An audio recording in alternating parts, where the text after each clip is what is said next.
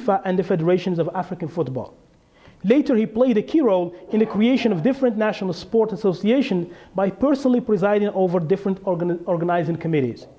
In the early 1960s, as the idea of a Moroccan nation began to take shape, Hassan II, who was still trying to curb the mounting political influence of Marxist and leftist groups, capitalized on soccer and other sports to identify the new state as a monarchy. Accordingly, he was able to qualify sports federations as royal institutions. So he linking all the federations to the monarchy was central to his argument. Hassan II was aware that sport was an efficient means to entertain youth and to control its anti-institutional tendencies. Hence, he held the reins of sports committees that set up national agenda. So sometimes even, especially in the 60s and 70s, he even attended the national meetings of all the sports, especially soccer. The monarchical state began its oversight over soccer by establishing its own club, launching the process of the militarization of soccer. So, and his club was led by, since its beginning, by Husni Ben Slimane, who is actually now a colonel. He's the head of the gendarmerie, one of the most powerful men in the country right now. And he played as a goalkeeper for the first team that Hassan II established. Hassan II created Force Armée Royale de Rabat, we call it the FAR, F-A-R, in October 1959. The FAR became one of the most powerful soccer organizations that escaped the legal administration of the Royal Federation. So it was an agency in itself. It was a team by itself. It never followed the rules of the federation. As the club of the king, it was not only linked to the military, but it was above the law, since it entered the professional league without the customary competition and elimination process through lower leagues. So I won't bother you with details of how it started, because all the personal vignettes of how it started. But according to Lieutenant General Husni Ben Slimane, commander of the Royal Gendarmerie, Hassan II personally presided over the FAR since its establishment. Ben Slimane joined the team as the first goalkeeper of the FAR. As a first lieutenant, he was summoned with a group of military officers to the sports center affiliated with the FAR. As the team of the Crown Prince, referees, as well as the Fédération Royale Marocaine de Football, showed blatant favoritism towards the FAR. In the middle of this, teams were forced to sell their best players to the royal team. Fans of the FAR attacked rival fans and referees every time their teams finished with a draw. So that's the most important team. But you have also another team that's related to Mahmoud Arshan in Khmisat, in the area of Khmisat. This individual was also a policeman who played a major role in all the human rights abuse in the 70s and 80s. And he has his own team too. But his team was related to the police institution. And of course, we talked about Medjuri and Basri. But this is basically the strongest man of the whole historical spectrum to a certain extent. Because he was not only part of the club, basically the FAR, but also he will play a major role in the national team.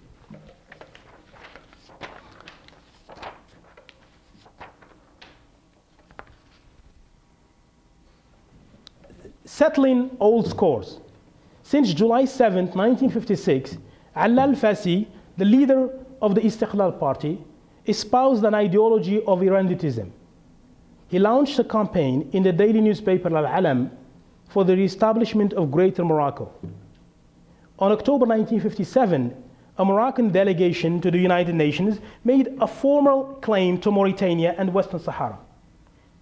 On November 12, 1957, Mohammed V visited issued a royal decree naming Abdel Kabir al-Fassi, Alla al-Fassi's cousin, as head of the direction des Affaires Sahariennes et Frontalières in the Ministry of Interior.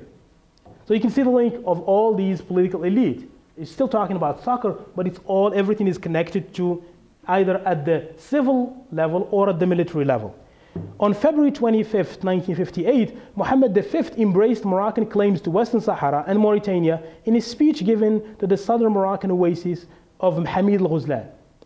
Through the 1960s, Morocco upheld its claim over Mauritania and parts of Algeria, while it dropped its demands to parts of Mali. The territorial claims over the border with Algeria created an internal rift within the Istiqlal Party, where the Union Nationale des Forces Populaires, led by Mehdi Ben Barka, these are progressive, more younger guard to a certain extent, when contested the annexationist propaganda of Ali al-Fassi. Given the internal political problems, Hassan II was careful not to engage in a lasting war with his neighbors, especially Algeria, as he tried to gain control over internal political factions in the military.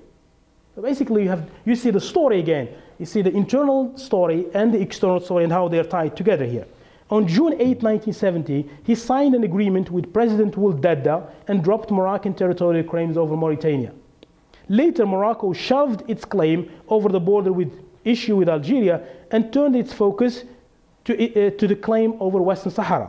Nevertheless, Moroccan and Algerian governments engaged in historical arms sales and continued to affect their social services. They also turned to sport to channel the aggressive national moods of their respective population towards each other. Since October 1956, Moroccan and Algerian teams met for 36 times. I'm talking even the last meeting just took place this year, including 20 games in official competitions. In these official and friendly matches, Morocco has 18 wins, while Algeria has only 9 wins, with a draw in 8 games. Although the soccer rivalry began in the mid-1960s, its intensity was first recorded during the qualifying games of the finals of the African Nations Cup. In December 27, 1970, the Algerian-Moroccan soccer war began when the Moroccan team met its Algerian rival in Casablanca after it was defeated in Algiers 3-1.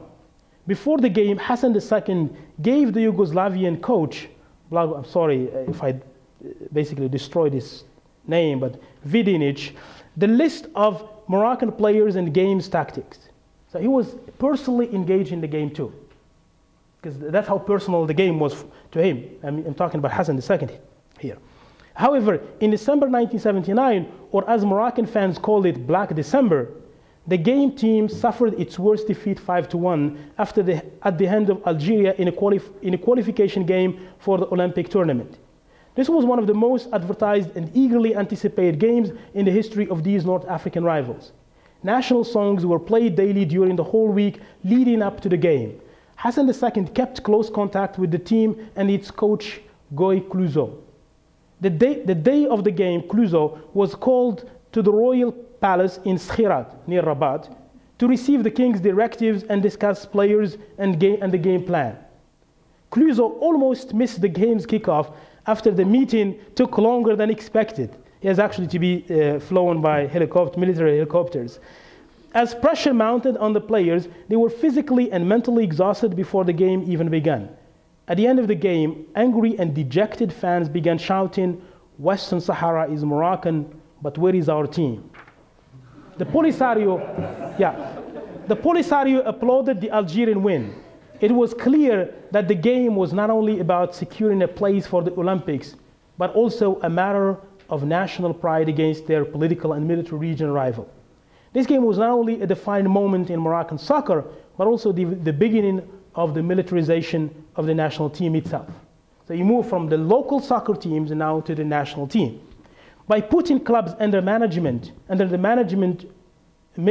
military management and police personnel, Hassan II was able to create those side bodies in basically the Foucauldian sense. Soccer is a space where Moroccans are under constant regulations and surveillance by the Moroccan state in ways that are subtle and sometimes invisible, leading not only to the normalization of the system, but its tacit acceptance as well.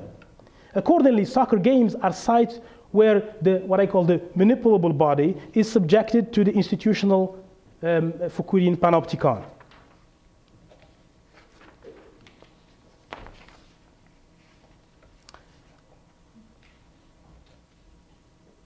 The relationship between politics and soccer is a general feature of post-independence African sport in general. Peter Aligi writes that in a departure from the few colonial-era stadiums, smaller facilities, usually with one grandstand and an overall capacity of less than 20,000 spectators, independent African stadiums were larger modern cathedrals of sport. symbols of modernity and national pride. These stadiums